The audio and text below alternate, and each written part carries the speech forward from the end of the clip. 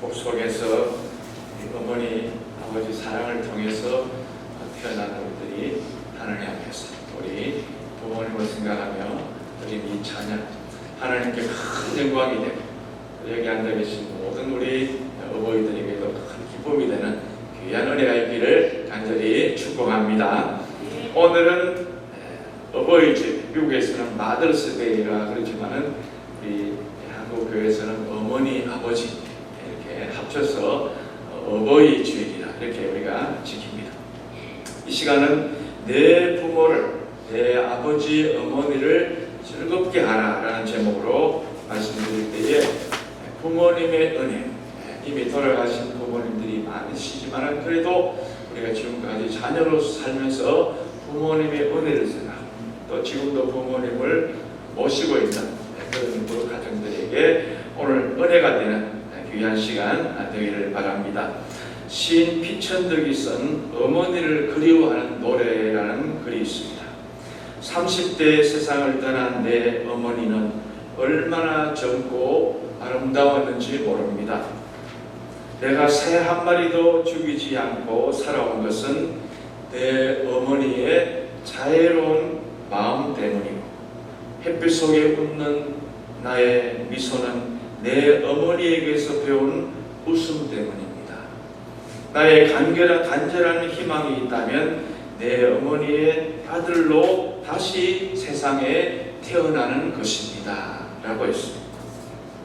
하나님은 나를 살려주시기 위해서 어머니를 먼저 보내주셨습니다. 어머니의 가장 큰 역할은 살림하는 것인데 이 살림이라는 말은 살린다라는 의미가 있습니다. 어머니는 우리를 살려주신 하나님의 대리자입니다. 어머니는 나를 낳기 위해 해산의 고통을 겪었고 당신의 살이 찢어졌습니다. 유대인의 탈무드에는 이런 글이 있습니다. 나 대신 내 어미를 내게 보냈노라. 내게는 등이 없어서 너를 업어줄 내 어미를 내게 보냈노라. 내게는 손이 없어서 너를 붙들어 주고 만져줄 내 어미를 내게 보냈노라. 나는 너를 품어줄 가슴이 없어서 어린 너를 품어줄 어미를 내 곁에 보냈으며 내게는 젖이 없어서 생명의 젖으로 먹일 내 어미를 내게 보냈노라. 참으로 이 글은 어머니의 귀중함을 하나님께서 대신 말씀해 주신 글이 아닐까 생각합니다.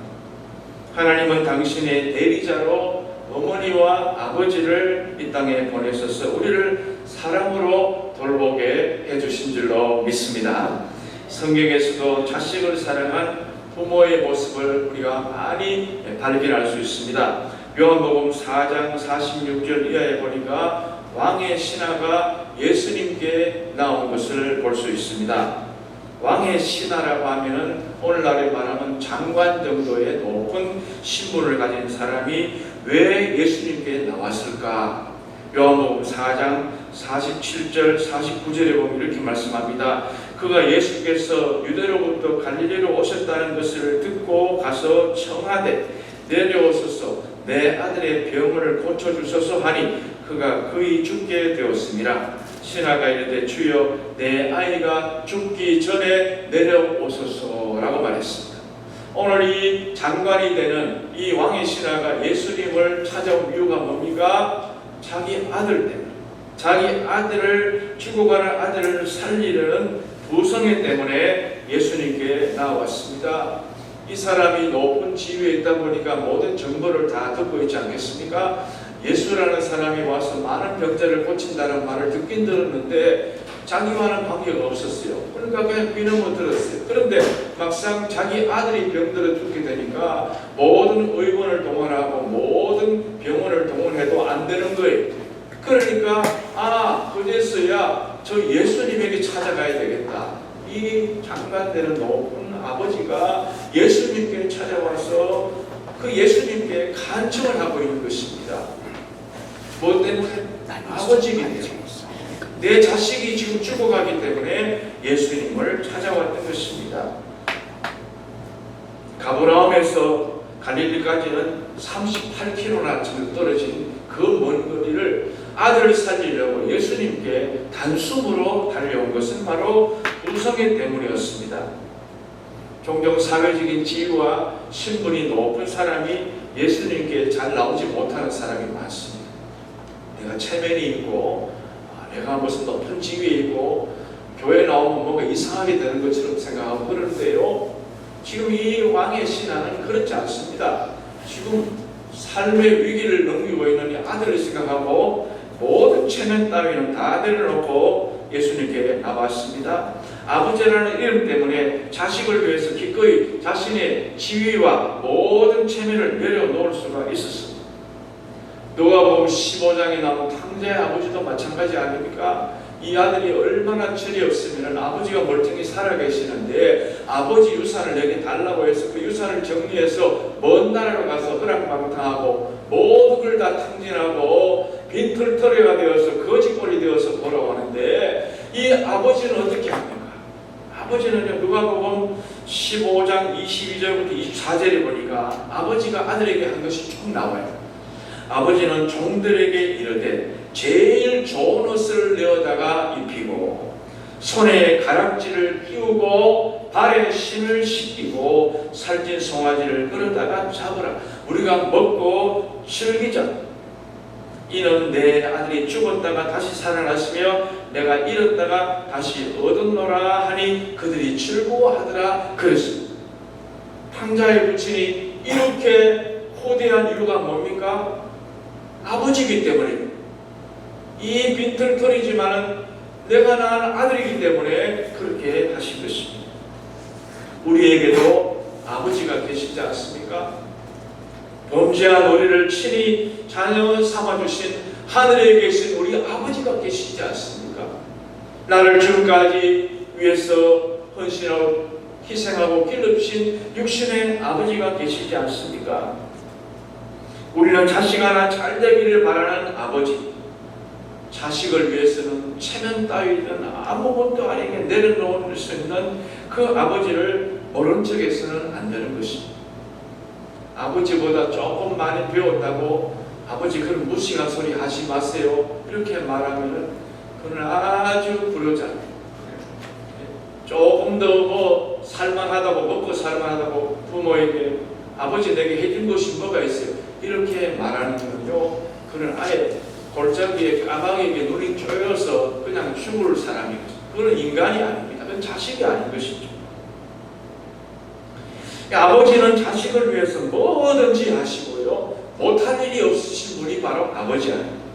그래서 심순덕 시인의 이런 시가 있습니다. 아버지 등에는 늘 땀냄새가 났다. 내가 아플 때도 할머니가 돌아갔을 때도 어머니는 눈물을 흘렸지만 아버지는 울지 않고 등에서는 땀냄새가 났다. 나는 이제 알았다. 힘들고 슬픈 일이 있어도 아버지는 속으로 운다는 것을, 그 속울음이 아버지 등에 땀인 것을, 땀냄새가 속울음인 것을. 아버지는 힘들고 슬픈 일이 많아도 내색을 별로 하지 않습니다. 표현을 잘하지 않았습니다. 그래서 겉으로는 잘 울지 않지만 속으로는 하염없이 우는 것입니다. 그 속울음이 아버지 등에 땀이었다는 것입니다. 아버지는 자식을 위한 일이라면 허리도 100번도 굽히고요, 무릎도 100번도 또 무릎을 꿇을 수가 있는 것입니다. 어머니는 어떻습니까? 마태복음 15장에 보면 자식을 사랑한 한 어머니 이야기가 나옵니다. 이 어머니는 귀신 들린 딸로 인해서 고통을 받고 있습니다. 여러분, 정신병에 걸린 그 사람 보셨습니까?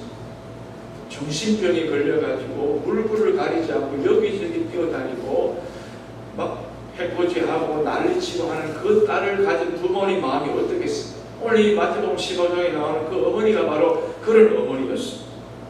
그래서 이 어머니는 예수님께 나와서 내 딸을 고쳐달라고 호소하고 간청을 합니다.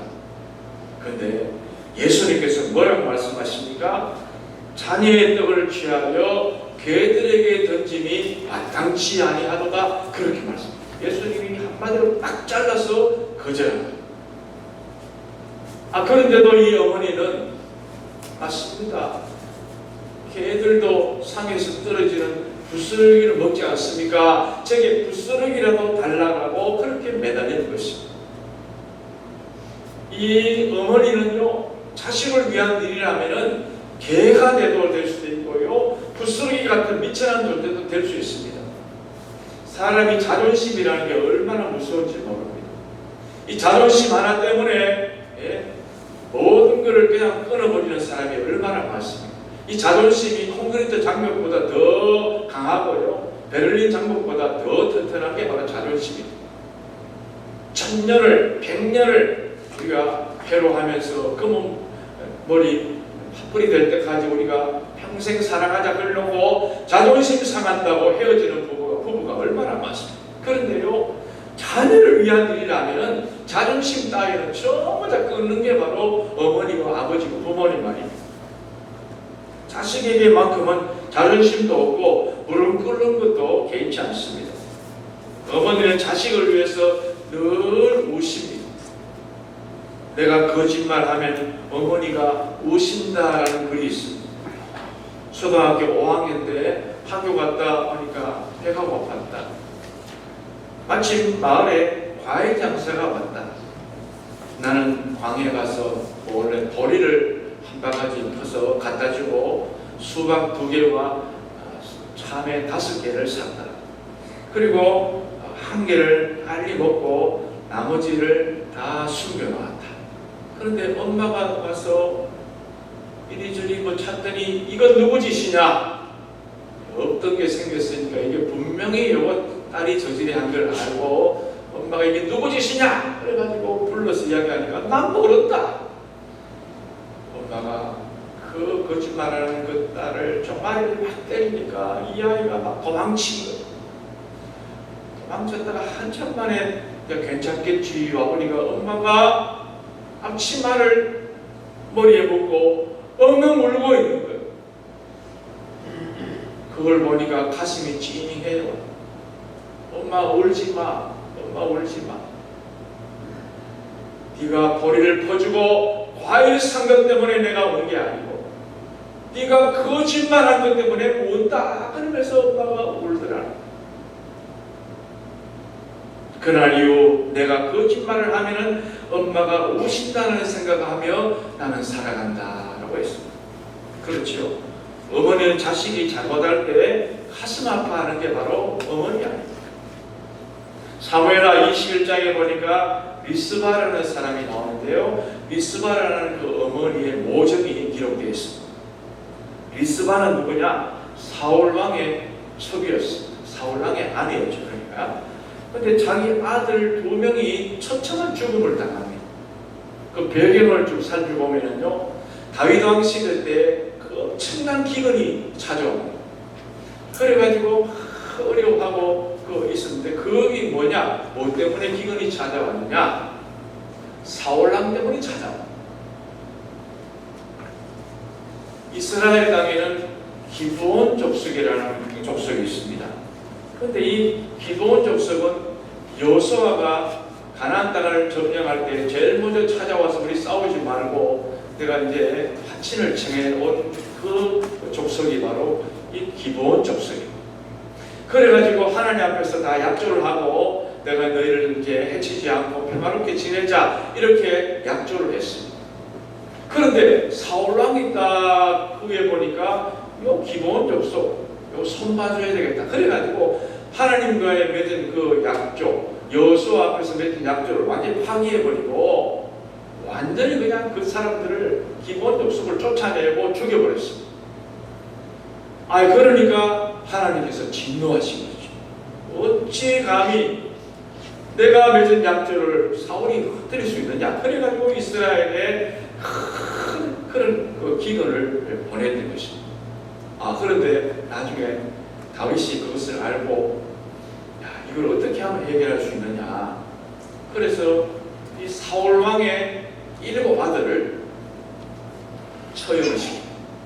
그래야 이 이 사울왕의 저주가 끊어지고, 그래가지고 이 사울왕의 7명의 아들을 나무에 매달아 죽이고, 그러면서 원한을 풀어주고, 기브온사의 원한을 풀어주고 기근도 해결하려고 했습니다.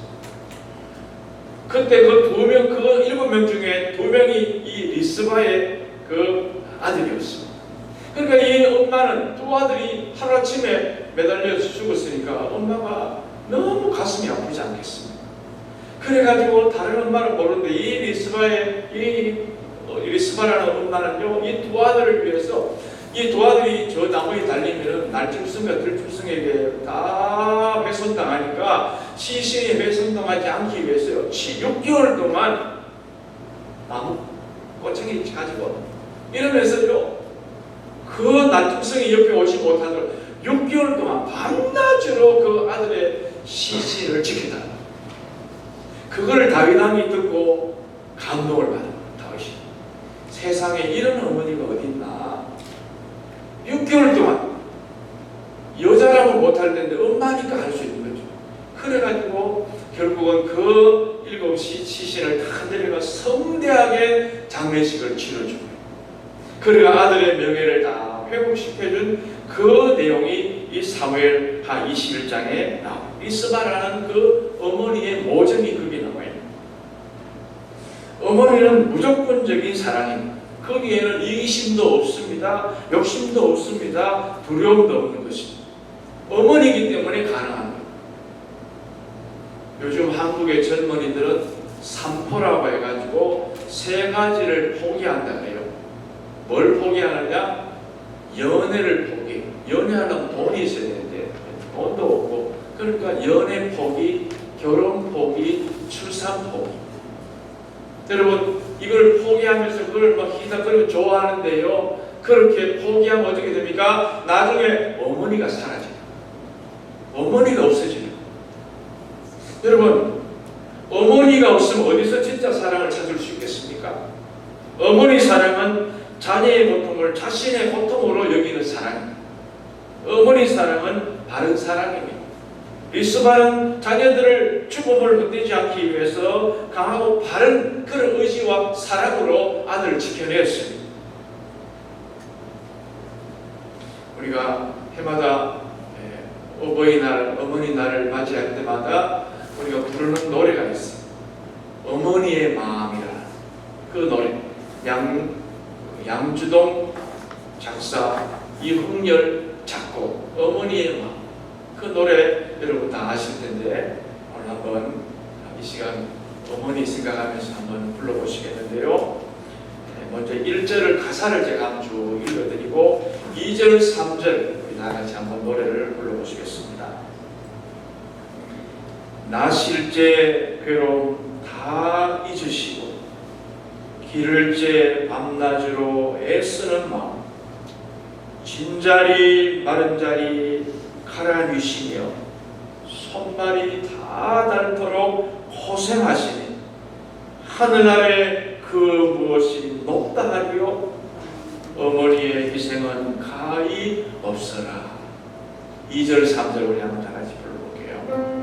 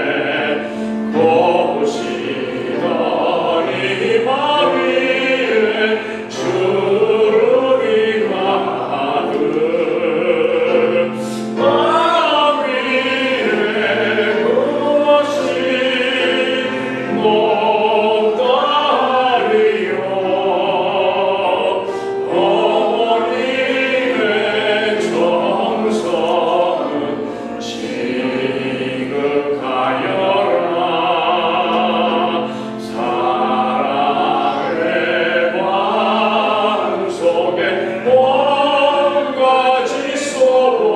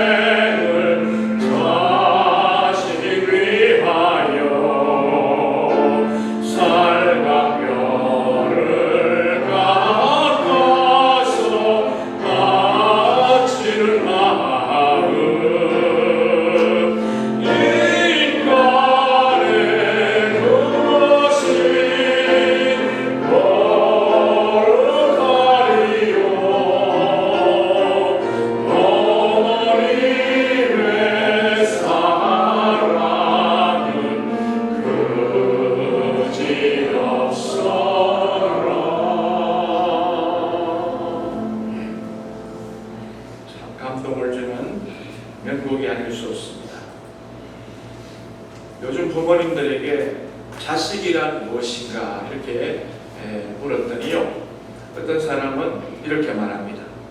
장가간 아들은 간 큰 아들, 시집간 딸은 이쁜 도둑, 며느리는 좀도둑, 손자들은 떼강도, 이렇게 말하는 사람이 있습니다.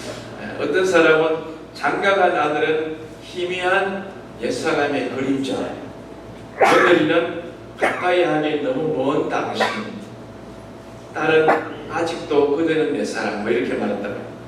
어떤 사람은 자식을 낳으면 1촌, 대학 가면 4촌, 결혼하면 사돈의 8촌이 된다, 이렇게 말하고, 오늘날은 어느 때보다도 효도가 그리운, 효자가 그리운 시대가 아닌가 생각합니다.